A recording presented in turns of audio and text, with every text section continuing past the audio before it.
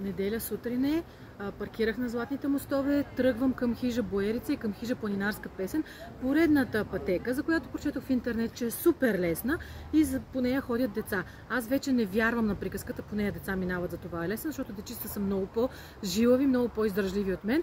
Затова тръгвам да я проверя и ще спирам на места, за да ви записвам и да ви разказвам. В началото пътеката тръгва стръмно нагоре, но по това, което четох, би трябвало да е малко стръмното нагоре. Значи аз това го определям с трудност Великата китайска стена. Не, че съм ходила там. Погледнете. В интернет пише 15 минути. Да видим. Знам, че може да ви се струва лигаво, но когато човек е с толкова много килограми, хич не е лигаво. Но пък стъпалата си заслужаваха. Стигнахме до страхотни красоти. И две мостчета по-нагоре, веднага след стъпалата, ни отвеждат към пътеката, която започва да става много лека. Ето вижте как изглежда тя. Разбира се, пътя минава с игри. Артур не оцели. След около 40 минути мое ходене стигнахме до ето тази чешма. Нагоре се продължава към кумата. Наляво, ето там, наляво, се тръгва към Боерица. Пише, че има табела. Явно някой доброжелател изчупва табелата. Няма, но ние ще не намерим. Пътеката е много лека, малко е тясна, горска, без никакви затруднения. Действително след 10 минути ходене в много равна пътечка през гората, стигнахме много остър завой. Сега обаче по указания, по указания ето това дърво, трябваше да има една табела, където да сочи пътя към Боерица, към хотел Боерица, не хижа. А пък също време в статията пише остър завой надясно, което на мен ни сочи на там. Решихме да проверим първо по така основната пътечка. Ще тръгнем по нея и ще видим какво ще стане. Тръгнахме по главната пътечка.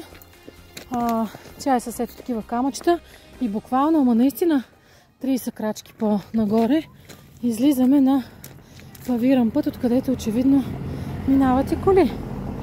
Има хора, които искат да стигнат до Черния връх с кола, но малко ще им е трудно. Явно има достъпи с кола. Ето е табелата Хотел Боерица. Ние отиваме да търсим хижа Планинарска песен.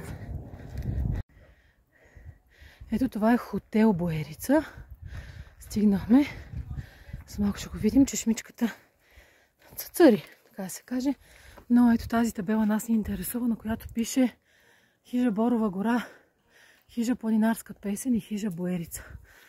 Добре, това малко ме очуди. Има табели и аз реших, че ще походим. Но само се обърнахме и ето е хижа Борова гора, която гледам, че работи. Сега ще видим онази май Планинарска песен.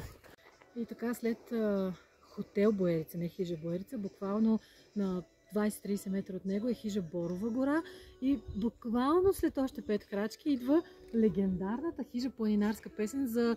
Не може да не сте чували за хорор Планинарска песен. Аз бях чувала, но не знаех, че имат хижа. И сега тук гледате колко е интересно. Има някакъв мини амфитеатър, където очевидно онова е сцена и явно се има изпълнение на хористите. И вижте как по терасата на хижата е украсено с нотички. И явно са се събирали тук и са пеели. Това младите хора не го знаят, обаче хор Планинарска песен е легенда. Днес се движим по табели. Видяхме, че има табела Златните мостове. Ето, буквално като идваме от хижата и надолу има една много тясна стръмна пътечка, която пише, че води към Златните мостове и предполагам към Момина скала, което означава, че ще направим кръгов маршрут. Решихме така да го направим кръговия маршрут с Йоана, която ме снима в момента и винаги се ядосва, че я снимам, но ще я издебна, после ще ви я покажа, моята дъщеря. И ще ходим надолу. Тя пожела да го правим кръгов. 2 секунди. Повече не дава. Настаних в една беседка извън хижата детето и кучетата и влизам да се разходя вътре, за да разгледам откъде се взима храната, да видя столовата. Всичко е толкова старо и автентично. Не знам дали заради липсата на пари или са решили да запазят оригиналния вид на хижата, но ето така изглежда. Погледнете тези столчета, те са като от приказка извадени. А ето и снимки на легендарния хор Планинарска песен. Вижте какво пише: първи концерт, зала България, 1969 хор Планинарска песен. Еха! Хапнахме по хижарски и тръгнахме по обратния път. Тръгнахме по обиколната и вижте до какво стигнахме почти веднага. Красотичка и половина. Вау! Течката е много красивичка. И доста изпочупенка. Але връщането е супер яко. Ето 10 минутки ходихме по тези красоти и намерихме и чешмичка. Много е приказна тази гора. Погледнете.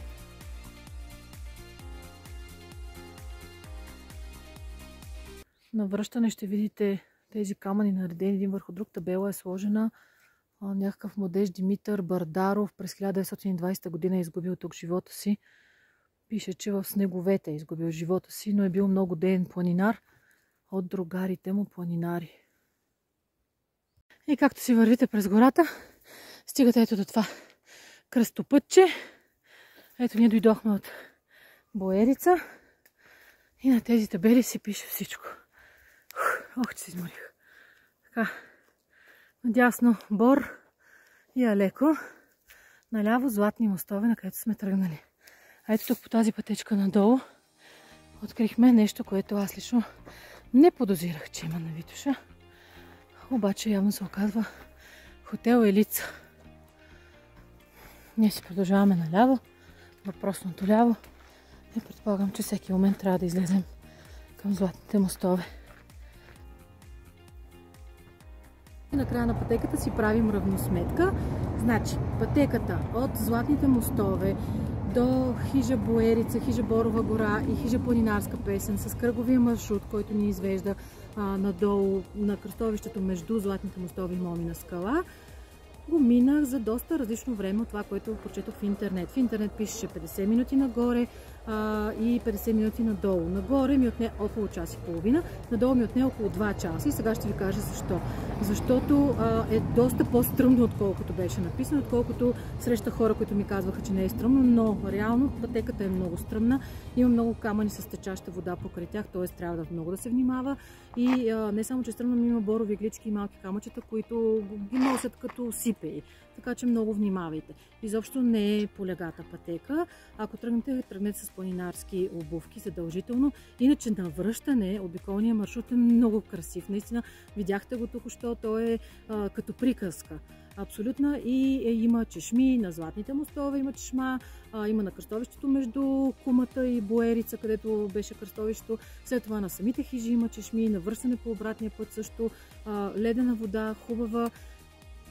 Пътеката от Златните мостове към хижа Планинарска песен с кръговия маршрут обратно до Златните мостове за хора с затлъстяване и наднормено тегло я препоръчвам малко внимателно, но все пак я препоръчвам.